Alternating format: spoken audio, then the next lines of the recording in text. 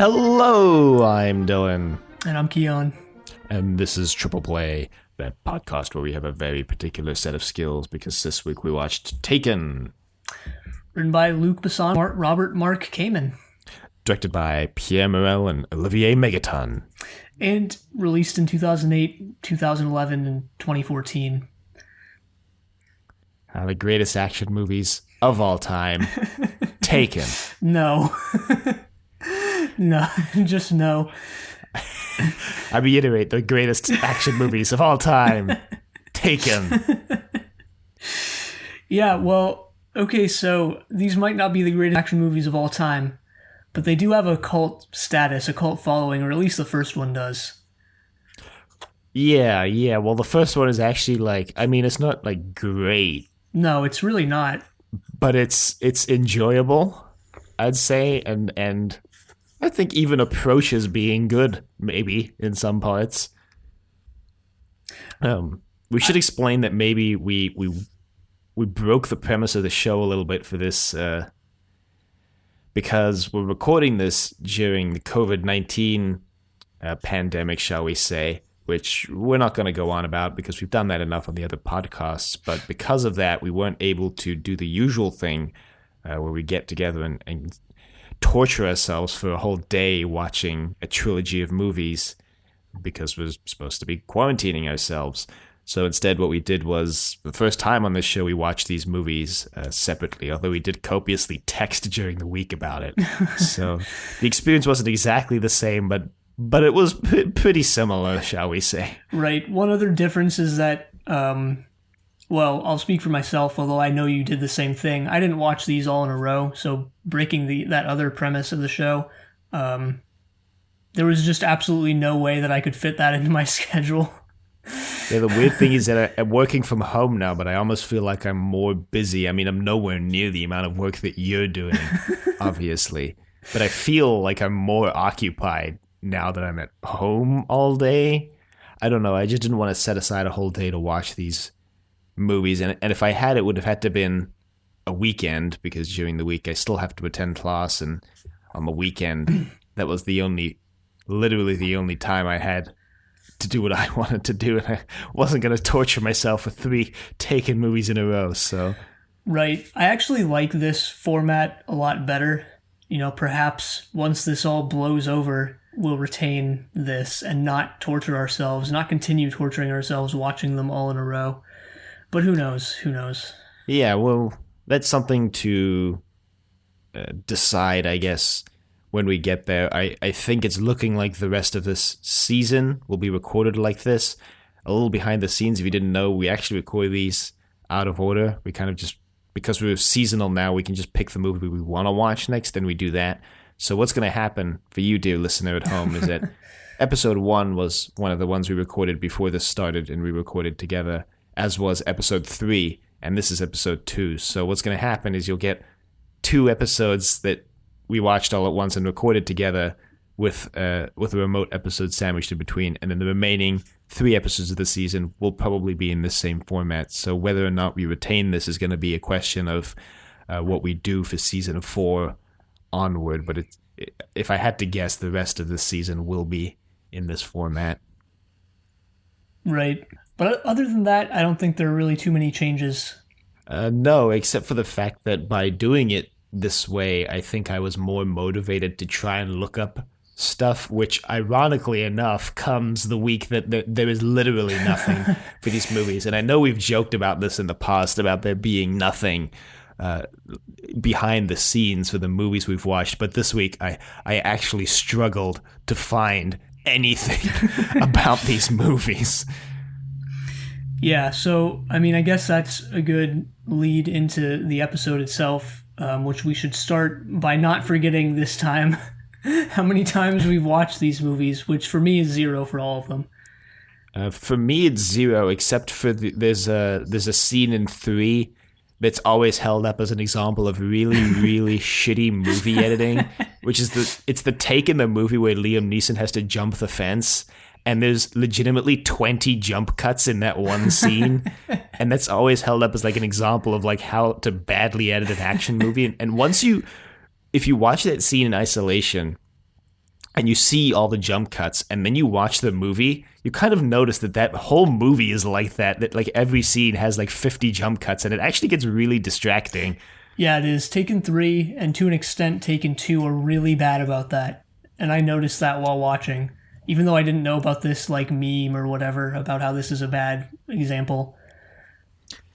Yeah, well, I think that weirdly enough, that's actually a good segue into Liam Neeson, because the reason why there are so many jump cuts, allegedly, is because Liam Neeson does most, if not all, of his old stunts, and he was getting pretty old even by the time Taken 1 was coming out.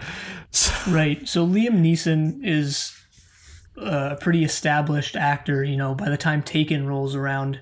I think even an Oscar nominee at that point. Yeah. Maybe even a winner. I don't remember. I don't think so. But an Oscar nominee, I'm pretty sure. Yeah, to be honest, I'm actually not too familiar with what he's done before Taken. I mean, I knew of him, but I knew of him from Taken, and then like the sort of slew, I guess, of action movies that he's been in since the success of Taken 1 and the Lego movie. Well, so my understanding is that he was always in very like serious dramatic roles, typically, and that Taken was like he wanted a change of pace, just wanted to do something fun. He had never done an action movie really before that point. Wanted a trip to Paris. So you'd think that, but according to the interview I watched, he's like, I go to Paris all the time. I work here like all the time, Yeah. so it's nice to be back. I watched that interview as well. The 18-minute one where Yeah. like the director talks in French the entire time with no translation. Right. I'm sure that was just a DVD feature where the person who recorded it and put it on YouTube didn't turn on the subtitles, annoyingly. So, I mean, Yeah, beggars can't be choosers. Like, you know, we're just watching a paid feature for free that someone put on YouTube. So, still annoying, but, you know. Yeah, I'm going to talk about that interview in a bit when we get more into the making of, because I actually do speak a little bit of French, let's say. I can read French pretty well. I can't so much listen to French and translate it, mainly because they talk the French. I don't know if you know this, but the French talk damn fast. And their writing does not, like, reflect their language, like, the spoken language, like, whatsoever. No, it really doesn't. And also, like, French people when they talk, and this is something that actually people who speak English do as well. You just don't notice it because most people speak English.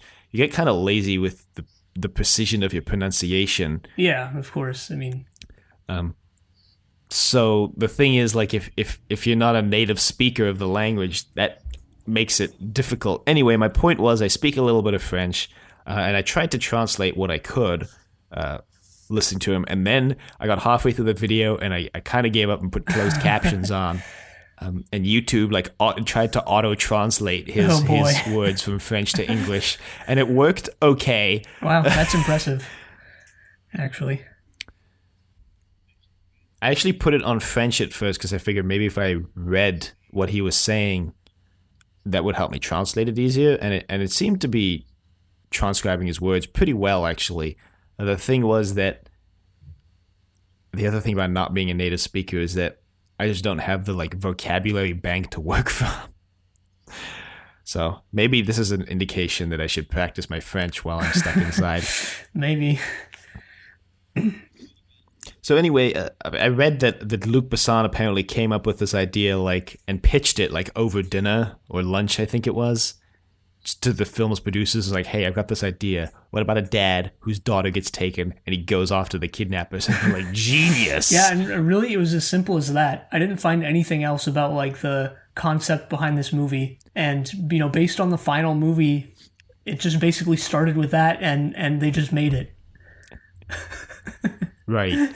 It's interesting to me that Luc Besson was the guy who came up with this because he's like well known for his what would be the right term? I'm going to say art house cinema, but that's definitely not right. But things like The Fifth Element, that was him.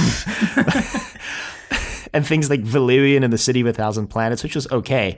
But like his grand sci-fi vision is like what he's known for, and then it's like he also came up with Taken, and you're like, wait, Yeah, what? so he's actually the founder of Europa Corp, which is like the Right. production company behind the Taken franchise. I believe it's also a French company. Yeah. I want to Yeah, it say. is. So I actually looked them up, and they're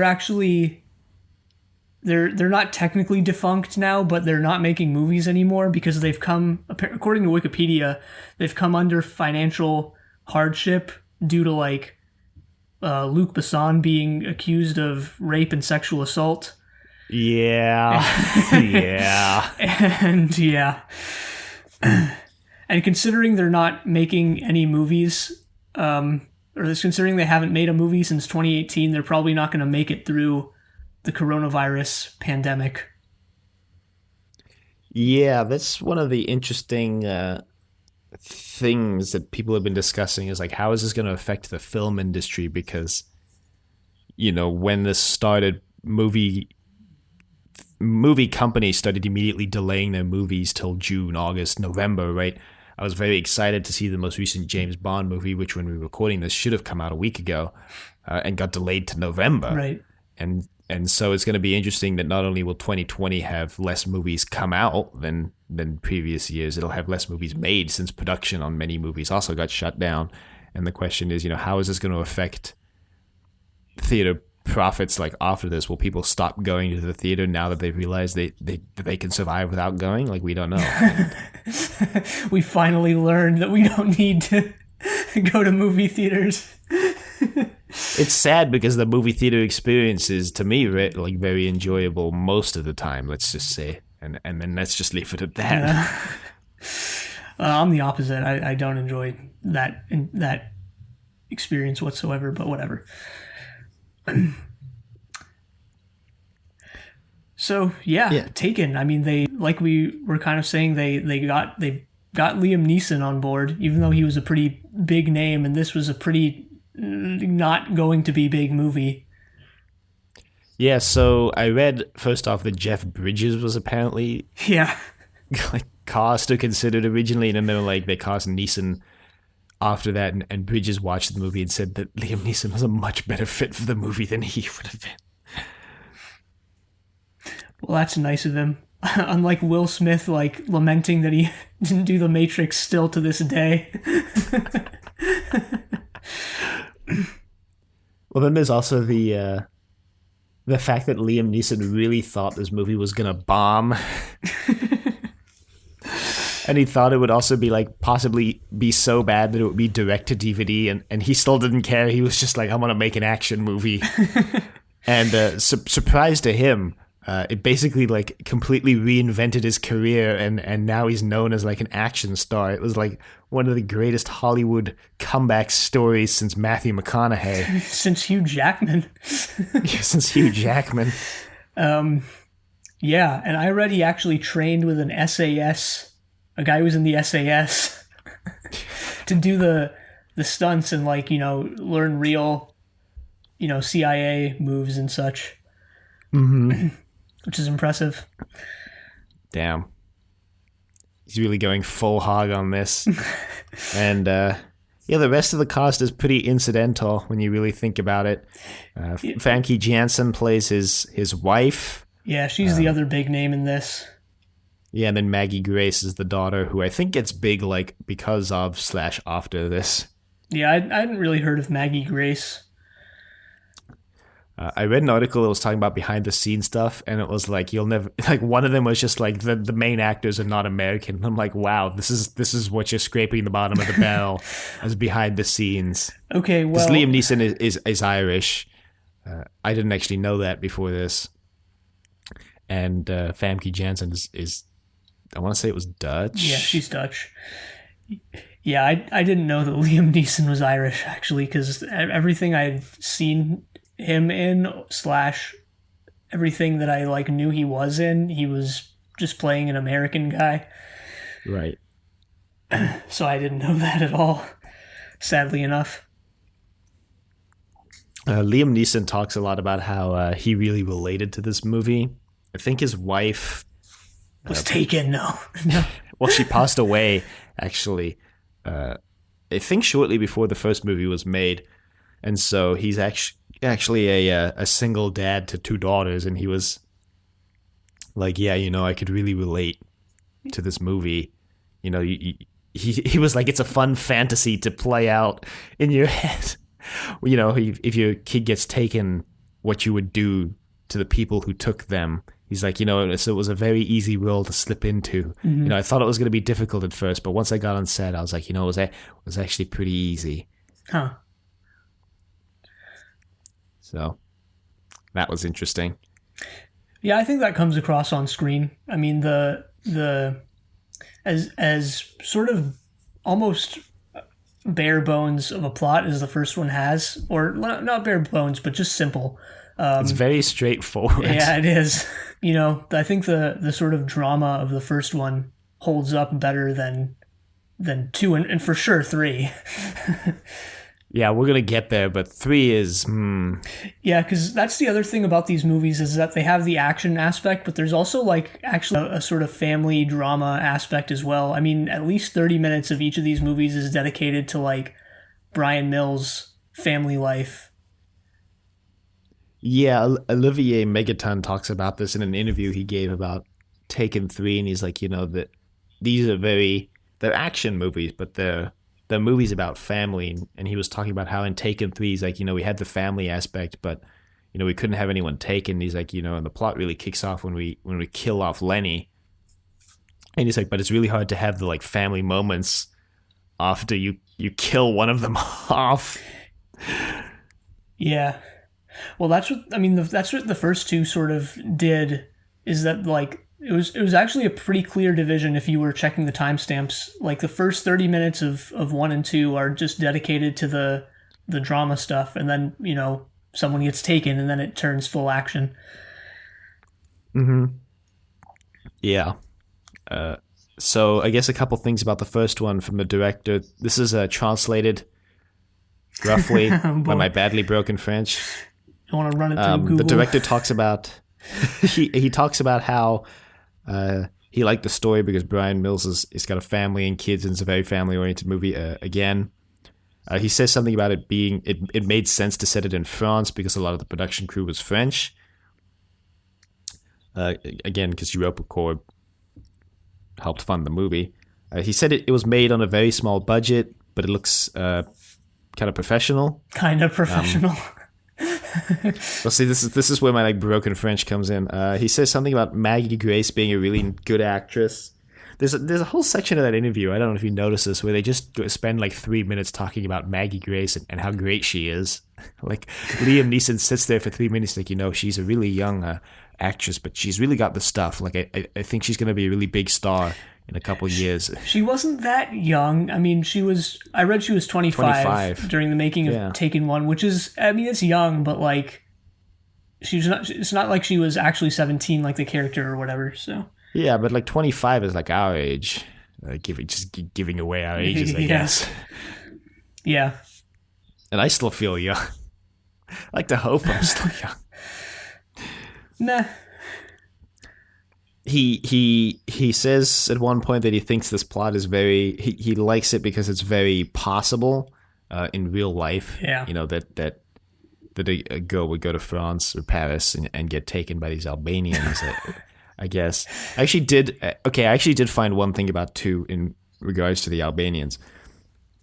He tells this story, and I wish we had a proper translation because it seemed really interesting from what I picked up on. And I'm just going to relay the like bits and pieces of it that I was able to translate. But he said they were shooting a chase scene. They wanted to shoot the chase scene actually at night, and they did. And they had over a dozen cameras. And then he tells a story. And see, I couldn't pick up the context. But he says they checked the camera footage and there was nothing. They couldn't see anything because it was all at night. And then there's a shot of the car like on a soundstage on a green screen. So I kind of have to wonder if they tried to film it at night and it just failed, or they didn't get the whole car chase at night and they had to film part of it like on the soundstage. I'm not sure. Again, this is where I wish I had the proper translation of what the director was saying. But anyway. Yeah. And then he talks a little bit about how it was directing directing people who didn't speak French in French, and he had to have some people transcribe some of the requests that he wanted done. And he also apparently operates the camera himself, which is, I think, unusual for a Hollywood movie that the director actually also operates the camera. Typically, you have a camera operator for that. But anyway. Yeah, that is not ordinary, I think. Well, yeah, Liam Neeson goes on about how it was very, he's like, it's very cool, how Pierre operates the camera himself, he's a master of his craft. And I'm like, really, you're talking about like this guy, like he's made Schindler's List and he's just filming freaking Taken. Oh, that's what Liam Neeson was using, Schindler's List. Oh, that's right, he was in Schindler's List, actually. Yeah, it was weird to me. I was going through Europa Corps movies, and they have a lot of like weird. They have a lot of weird, like they have movies that were released in Thailand, like in Thai, and they have like Italian movies. They have Chinese movies. Most of their movies are French. A couple are released in English, but they have a lot of like weird outliers too. Very global corporation here. They put out a lot of movies. Put out a hell of a lot of movies for a year, at least, according to Wikipedia. Sometime, oh Jesus, in 2013, how many is this? 1, 2, 3, 4, 5, 6, 7, 8, 9, 10. They put out 10 movies in 2013. Jeez. No wonder they're on financial hardship now. Probably like one of those was a big hit. Perhaps none of them. Also true. But speaking of big hits, what is a big hit? Taken, apparently. Yeah, I mean, this came out and was a bigger success than anyone, I think, imagined it would be. Yeah. And yeah. I don't remember why I don't remember why it was such a big success. I mean, I even actually remember, like, being in, what were we, in middle school when this came out, and, like, kind of knowing that Taken was a big deal and was out, Mm-hmm. Probably because there hadn't really been I seem to think there hadn't been a big action movie in a couple of years at that point, so it was like, yes, action movies. It's hard to think about now because we're so inundated with John Wick clones. Action, yeah. Yeah, John Wick clones. Which in a way, John Wick is sort of riffing off of the Children of Men movie, so I've heard / pieced together. It's also kind of riffing off this movie. I mean, John Wick, like, I'm pretty sure probably started as a Taken clone. The cinematography, I think, is very different. How it's all handled, I think, is very different. Actually, I haven't watched John Wick, but I do know a little bit about it. Yeah, John Wick is handled very differently because, I guess I'll just go into this a little bit because there's not much about Taken 2. John Wick was actually directed by the stunt coordinators from The Matrix. And when they shot the movie, they took a lot of care because they were the stunt coordinators. They knew how everything needed to work, and they actually took a lot of care to make it as realistic as possible. So there's as few jump cuts as possible. Keanu Reeves trains with like proper weapons specialists and army training to make all the to actually do all the moves that he does in the movie. And also the directors, because they were the stunt coordinators, are very particular about details. So you actually see John Wick reload like every 6 shots. If the gun in real life only has 6 bullets, he'll fire 6 shots and then you'll see him reload, which I think was part of the reason why John Wick was a success, is because you never really see in an action movie the hero like stop to reload his gun. They always have like infinite ammo, and there's always this fantasy element about it where it's kind of infinite. Whereas John Wick tried to be very grounded in that, like, if he's got a shotgun, it's only got 2 shots and then he's got to reload or whatever. Yeah, that's interesting. But anyway, yeah, there's actually a lot of Taken knockoffs, which I want to talk about briefly at the end, because I've seen one of them. Yeah, a couple of them I saw, or in looking stuff up, kind of came across a few of them. And I mean, Liam Neeson was in another movie called The Commuter, which I think came out in like 2017 or 2018. And that's like directly riffing off of his role in Taken, of like, he's just an average guy who gets caught up in like this action plot. Although actually he's not an average guy in Taken. He's like an ex-CIA agent. So Yeah. So in the interview, Liam Neeson for Taken One, he's like, yes. So, and he describes this in the sketchiest way possible. He's like, all the governments, all of them, have secret organizations of people who do secret things in other countries, and Brian Mills was all part of of them, that. every single country on the map. Yeah, Madagascar, secret agents, the Cote d'Ivoire. Yeah, that's all I had for Taken 1. And that's more than I have for Taken 2 and 3. So Taken 2, here's what I got. All right, I can explain it all in like 3 sentences. First off, I accidentally pulled up the X-ray while I was watching Taken 3, on Amazon, largely because I was so checked out of the movie at that point. And there was a fun fact, and it was like, this is the dumbest fun fact in existence. Fun fact, Taken 1 features 3 different models of Audi. Taken 3 also features an Audi, but Taken 2 has no Audis in it. I don't know if that's funny because it just is, or because I've been awake for like basically over 24 hours. But regardless, it's funny. And then the other thing I found out was that there were no Albanian actors in Taken 2 because apparently Taken 1 was considered so damaging to the Albanian image that no Albanians wanted to act in Taken 2. So none of the villains in Taken 2 are actually portrayed by Albanians. I get the sense from where I read that some of the people who played the villains, or maybe all of them in Taken 1, were actually Albanian. Maybe, yeah, that was but the I don't one thing know. that I read about Taken 2. And yeah, I have no idea. I mean, they have a point though. Like, it's like, Yeah. and I mean, it's just anecdotal evidence, but I've even seen it firsthand of like, people like totally stereotype based on like one or a small group of characters in a movie type thing.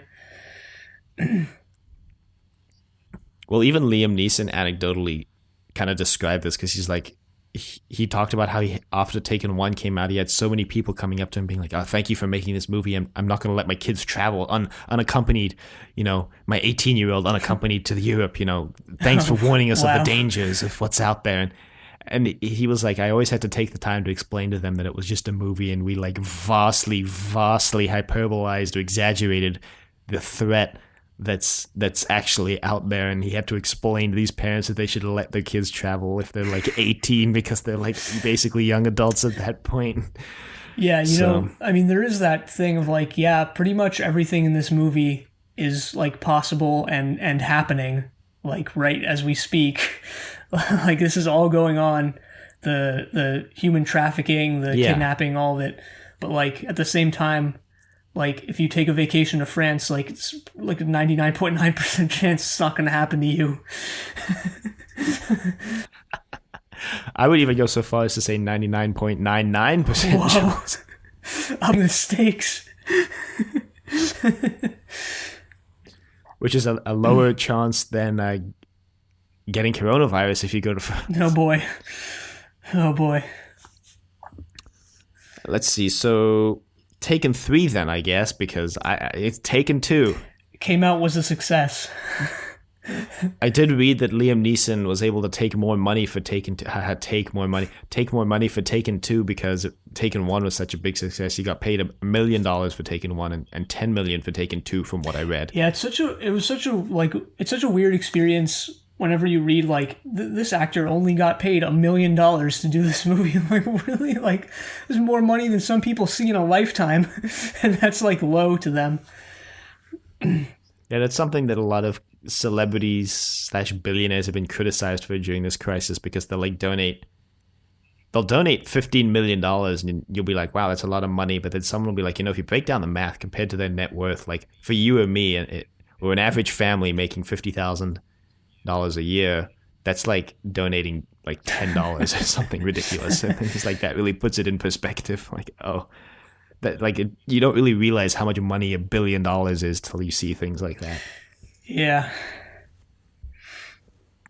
Or those comparisons where it's like if you'd been making $10,000 or $1,000 an hour since Jesus Christ was around and you didn't sleep, you still wouldn't have like 50% of the money that like Bill Gates has or something like that. I don't know the exact comparison. I'll see if I can look it up for the show notes. Yeah. So Taken 3. Yeah. Was planned to be the last Taken movie, and so far is the last Taken movie. Yeah, even before they made Taken 3, Liam Neeson was like, how can you make it Taken 3? Like, who else is going to get taken? We've had everybody get taken, you know? My daughter's gotten taken, my wife's gotten taken. Who's I've next? gotten taken. Yeah. And then, I guess like not even a year later, he's like, we're making Taken 3, but I said I would only do it if nobody gets taken. But that wasn't only his decision. I think Basan and Megaton. God, it sounds so much like Megatron. Yeah. I think the entire crew actually, or just sort of from what I heard, perhaps I'm exaggerating here, but I think it was agreed upon that nobody would get taken in this movie, and I think that's a big shortcoming of the movie. I think that's a big shortcoming, but I think the reasoning kind of made sense because they're like, it would be kind of incredulous for one of them to get taken for a third time. But like at that point, like just make a new action movie with Liam Neeson. Like Liam Neeson clearly wants to make an action movie. Just make a new one. I was actually thinking about this after watching Taken 3. Was like a different but perhaps more successful direction. I think they could have taken this franchise is like either oh god, not intentional, but I guess funny. But no, I think another way they could have taken this franchise is either just had spiritual successor action movies with Liam Neeson, or just had each movie be a new story with like a new cast of characters and somebody gets taken. Because really, that kind of like an ensemble movie. Yeah. Yeah, like an ensemble series, sorry. Yeah. Not ensemble movie. Yeah, or like an anthology series, but it revolves around someone getting taken. Yeah, I'm going to have to agree with you on that one. So I actually read a couple more things about Taken 3. I saw an interview with Olivier, and I'm just not even going to say his last name because it's just so hilarious. And he talked about how they like tried to make a more mature movie with the third one, which was interesting. Yeah, that is interesting. There's apparently an unrated cut of Taken 3. Wow. These are PG-13 movies, aren't they? Yeah. He talks a lot about how it's about family, and then he says like, this is the only big franchise about family. And I'm like, excuse me, Fast and the Furious? Yeah. What about, Ohana means family, so what about Lilo and Stitch? Oh man, the other day I read this, like, this has nothing to do with Taken, but I read this, like, really, really odd rant, and it was long, a really odd, long rant about why Lilo and Stitch is a bad movie. And the arguments were very not solid whatsoever. I saw a 35-minute video the other day, and it was about how Ralph Rex the Internet is a travesty of filmmaking and the third worst Disney animated movie to ever be made. I was like, whoa, man. Yeah, now that we're on that topic, and since there's barely anything to talk about with Taken, like, let's just talk about this for a minute. Like, I actually somewhat despise that type of video. Like, I know those are very popular YouTube videos now, like the whole video essay style thing, where it's like a very long video, some bordering on like 5 hours. I've even seen of like, first of all, I'm never gonna watch your 5-hour video. Like, sorry. Like, even if it sounds really interesting, I'm just not going to sit down and watch a 5-hour video about a 2-hour movie. But also, like, even if you do dive in, a lot of them do have, like, very interesting points, and some of them are even pretty well made. Most of them are actually pretty well made on the video editing front. But I find the actual arguments and points in most of those styles of videos very weak, to be honest. And I feel like they just kind of waste your time and ramble on. Kind of like this podcast, but we're not making big assertions. We've made a couple. We've made a couple. But I think that the thing is, first off, a whole podcast is not dedicated to a single big assertion like that.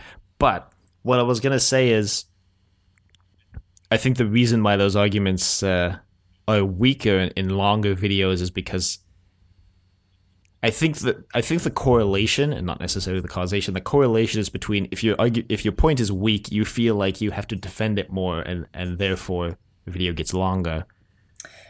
Yeah, I think I agree with that, because a lot of the few like video essay style video, I don't even really like that term, but I don't know what else to call them. But a lot of the few video essays that I've watched and like have thought were really well made are like the 10-minute ones, where it's like, you get in, make your point, and get out. And I was like, yeah, that's I enjoy watching this content. It's either convincing or it's just well made and fun to watch, if not convincing. Yeah, I'm gonna have to agree with you there. The ones that I really get the most out of, I'm just gonna leave it at that, are the shorter ones, typically the ones that are in the 10 to 15 minute range, which I think is kind of the golden range you want to shoot for with that. Yeah. Anyway, we've gone way off base here. Yeah, because really there's nothing else. I don't have anything else about Taken 3. I don't really either, except my very last note is that this is the one with the hilarious 10 cuts to get over the fence. And just like watching that scene in isolation is something I do every so often and just go, this is just hilarious. Wow. I do want to mention one thing actually from Taken 1. And that's like how perhaps out of touch the writers were with like what teenage girls in circa 2010 are like listening to. Because the whole thing is that, what's the daughter's name? I don't even remember. Kelly, right? Kelly. Kim. Kim. Yeah, the whole thing. Where did Kelly come from? The whole thing was that she and her friend were like going to follow U2 on tour, and it's like, really? Like, I guess you could be classic rock fans like in that age range, but like that was one of the most unbelievable parts of the movie to me, is that like these two teenage girls were like hyped up to see U2. Maybe U2 paid a lot of money to be featured relevant in this movie. Again. I mean, that's the only explanation I can think of, because you texted me and you said, lol, U2. And I was like, I was so confused because I hadn't watched the movie at that point. So I was like, what? And then I watched the movie and I was like, oh, lol, what, U2? Yeah. What? U2. I mean, U2, I think, has been sort of colored as like this desperate band in recent years, ever since they like partnered with Apple to download their shitty album onto everyone's phone who had an iPhone. Do you remember that? It was like in 2015 or 16. Like every iPhone user now has a U2 album just downloaded on their phone. Yeah, Songs of Innocence. I think I have an iPhone, so I think I actually still have that album. I don't think I ever bothered deleting it. So here's the thing, is that even if you delete the actual... the download? You can delete it. Yeah, if you delete the download, the album is still there because it's like in your account. And I remember that's part of the reason why Apple got so much flack, because everyone was like, I don't want it like on my phone at all. I don't want to see that I own it somewhere else. I don't want I want it gone. It was sort of a test run to see how willing people would be to have like products downloaded to their phone and shoved in their face, and it didn't work out. It blew up. Yeah. Yeah. Well, so I guess we could talk about how well this works as a trilogy, but before that, I'm going to mention briefly here the Taken knockoff Stolen, starring Nicolas Cage. Of course. which I have seen, and I saw before watching any of the Taken movies. I saw a couple of years ago, in fact. And let me tell you, if you thought Taken 3 was bad, stolen. The thing about Taken 3 is that you can clearly tell all the actors are trying really hard to put, to portray their characters, right? Yeah, I thought the Russian guy was actually pretty good, to be honest. Yeah. Like The Spetsnaz guy. Yeah. When he fought Liam Neeson, that was really cool. Also, Pierre gets recast for Taken 3, which I couldn't figure out why, but anyway. Who was Pierre again? Was he the French agent who... No. Pierre... No, sorry. Pierre was the... Sorry. I crossed my wires, because what I wanted to say was that Pierre didn't get recast from 1 to 2, because he was the French agent, but Stuart, right, the new husband, did get recast, and that was what I wanted to say, so I mixed their names up, and I didn't know why Stuart was recast. Yeah. It's funny because Taken 3 falls into this trap that a lot of action movies, a lot of badly made or cheaply made action movies, I should say, fall into now, where you can immediately tell who the villain is because there were like two big name actors in the movie, the hero and their strange, sometimes sidekick who always turns out to be the villain because you don't pay for a big name actor and not use them. So. And Taken 3 falls into that because it's Dougray Scott who plays Stuart, who's like the second or third biggest name in this movie besides Forrest Whitaker and Liam Neeson. So yeah, we totally forgot to mention that Forrest Whitaker plays the cop. Also, something to note is that Taken 1 actually does use licensed music, but it's like really unknown music from 2007. But Taken 2 and 3 actually use bigger name songs. Yeah. Yeah. Also, I should just mention, or I want to mention, that a great shot at the beginning of Taken 3, it's a shot of the city, and there's very ominous music playing because a guy's about to get killed. But you're just seeing this overhead shot of the skyscrapers and such, and the ominous music is playing, and you just see the Bank of America logo front and center. So that was very fitting. Wonder if that's saying something. Yeah, I mean, Bank of America probably, partnered with the companies that made this movie to have their product in the movie, but, in the worst way possible, it turns out. But very true to life, because, if you don't know, Bank of America is pretty,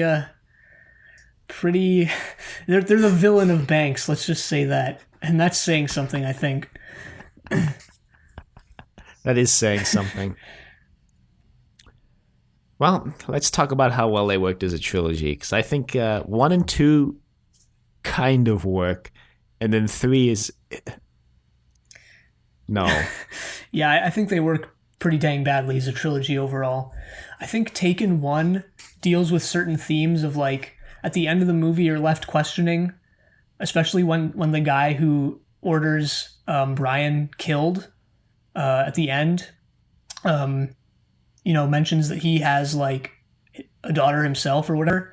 That's when you start thinking wow, this is all wrong. This entire system is totally wrong and is ruining so many lives. But at the same time, Brian, just to save his daughter, has actually ruined a lot of other people's lives, because a lot of the people he killed, those people were fathers or, brothers or sons or whatever to other people. And he who potentially had nothing to do with this, and he ruined their lives vicariously. Yeah, and Taken 2 kind of picks up that thread because it's the dad of the main guy and who gets killed in the first one, who's coming after Brian, and is you killed all of these people, and these people were sons and fathers and brothers, and they've got family too, and the movie kind of just brushes this aside, and Brian just kind of justifies this by going well, yeah, but you ruined my daughter's life as well, so you're not clean in this either. Yeah, exactly. So that's why Taken 2 it definitely touches on that, but I feel for some reason, I don't know why they did this, because the first one doesn't do it. They put Brian, like, in sort of a holier than thou position, right? Like, at the end, he gets to have his big speech and be right, essentially. Or at least think he is, I guess. And that's not something that one did. One actually, I feel like, acknowledged the fact that, like, yeah, he just ruined a bunch of people's lives, but perhaps, like, we as the audience are just on his side because the movie's from his perspective. Maybe it was, if the movie was from the perspective of, like, someone else who, like, you know, perhaps, like, the children that the guy at the end who Liam Neeson kills, if it was from their perspective, like, yeah, Liam Neeson is the total bad guy. So I don't know. I don't know. Even though their dad was doing some pretty awful shit. That's like, I'm going to compare this to John Wick again. Like, the first John Wick movie also doesn't put Wick, like, on a pedestal, because he's going after these Russian mobsters for killing his dog. Like, the whole movie is just a revenge movie, but the movie never tells you, like, John Wick is right. You're, like, living vicariously through him because, like, yeah, you want to see him get revenge, but the movie, like, stops it a couple times. Like, you know you're just killing all these people, right? Like, you know you're just, like, murdering all these people, and John Wick just goes, yeah, I am. Okay. That's like the... Okay, go on. Go ahead. I was just going to say, like, someone actually told me the premise of John Wick and how it was, like, this guy getting revenge for his dog, but I actually thought that was a joke. Like, I didn't know that was actually what it was about. No, okay, it's more, like, complex than that, because you find out that John Wick left the kind of mob/assassination business because he got married. And then his wife died through natural causes, like, and I don't think we necessarily know how, but as she was dying, she had it set up so that there would be a puppy delivered to John Wick so that he would have companionship after his wife died. And then the dog gets killed, and for no reason, and that's why he starts getting revenge, because he's like, literally, the dog was my only friend. My wife just died, and you killed her gift to me. Like, gotcha. So it's like, there's more layers there than just his dog died, let's kill everyone. I should just watch the movie at this point. Like, I actually have it recorded, but yeah. I would say we should do it for triple play, but they're making a fourth one now, so yeah. But yes, and then the third Taken movie is just, I think, like, it doesn't fit in at all. Like, it's just, it doesn't. It also doesn't make sense to me. I was watching it, and it didn't make sense to me, like, plot wise around Lenny and Stuart, because in the second movie they had, like, separated, and in the third movie they're trying to make it work again. But it's clearly been like 2 years since the second movie, because, like, Kim's in college now, she's got a different boyfriend, she's pregnant. Yeah, 2 really hints at the fact that that Lenny and Brian are probably going to get back together, and then 3 just kind of happens and is like, nope. The one through line that I do like through all the movies is Brian's just random, like, I guess, special forces friends who are never explained, who do all these, like, super sketchy jobs, I guess, and keep trying to rope Brian into them, and he's like, no, I don't need that, thanks. Well, I mean, Brian is doing some stuff as well. I mean, that's why he got stationed in Turkey, he was protecting some dude. Like, if you think about it, he could have been in the position where he was protecting the guy on the boat from the first movie. That's his line of work. So, see, that's why, like, 1 and 2 kind of do feel connected in that way of, like, you know, this is a guy who's totally involved in this world, yet we're on his side, and he feels justified because it's all from his perspective. And then 3 just kind of is just there as, like, this other random thing at the end.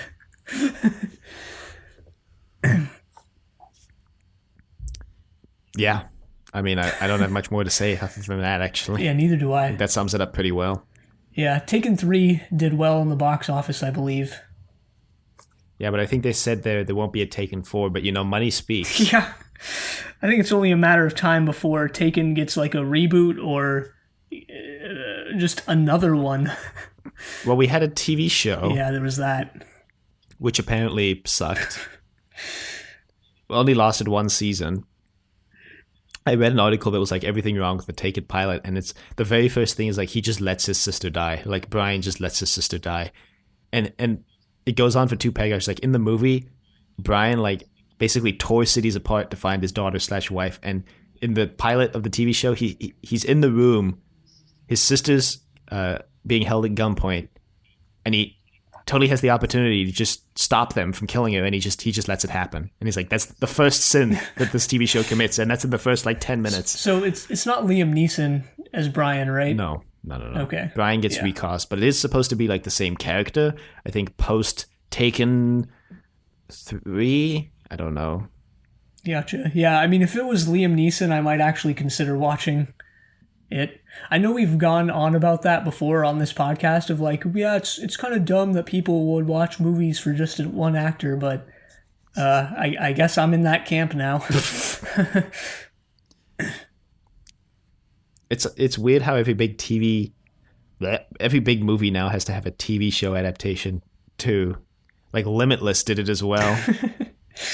I actually just found out that there's a 12 Monkeys TV show. I didn't know that until... There's 12 Monkeys TV show, which someone I know and interact with in my department here actually was a science consultant on an episode of that show. Huh. Wow. Weirdly enough. Yeah. Weird that, like, I don't know, I've seen the 12 Monkeys movie, like, what science consulting would you need? Obviously the show is more complicated because it's a lot longer, but I'm wondering like what kind of science consulting they would need, because I think part of the job of a science consultant is making sure the rules are internally consistent, like within the universe, to basically ensure that the fictional science is the same throughout the entire thing. I think she mentioned that in the episode she consulted on, there's a bunch of equations on a board, and she was the consultant for writing out those equations, because you want those equations in the background of the shot to be like somewhat legitimate. Yeah, I guess. Kind of like how the Futurama writers invented an entire new like equation to solve a problem on the show, and Wow. You know about that? No. The people who, I believe it was Futurama, who wrote Futurama were both like math PhDs, and on one of the episodes they like wanted to solve, they posed a problem in the episode, a mathematical problem, and they wanted to solve it, and they basically invented like a new equation to do so. Weird. Anyway, yeah, I guess that brings us to the close of this episode. Yeah. If you'd like to email us, you can reach us at thedoctor@decorativevegetable.com. Questions, comments, concerns, angry rants, love letters, your thoughts on Taken. You can find us on Apple Podcasts, Google Play, and Spotify at Triple Play. You can find us on YouTube at Decorative Vegetable. Be sure to leave a rating if you like the show. Check us out on Facebook, Trust Your Doctor. Like us on Facebook. Also check us out on Twitter at TYD Podcast, and follow us on Twitter. And next time we're going to be watching the Cars trilogy. But until then, the end.